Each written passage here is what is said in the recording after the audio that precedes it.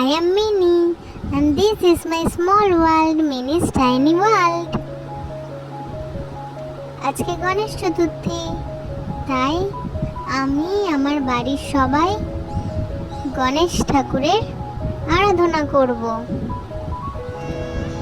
এই যে এখানে গণেশ ঠাকুরের প্রিয় খাবার মোদক, লাড্ডু বাপি এনেছে, আর এখানে আমার মা আর আমরা সবাই মিলে গণেশ ঠাকুরের পুজো করছি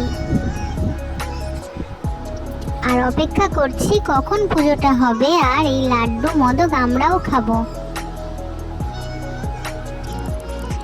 হ্যাপি গণেশ চতুর্থী।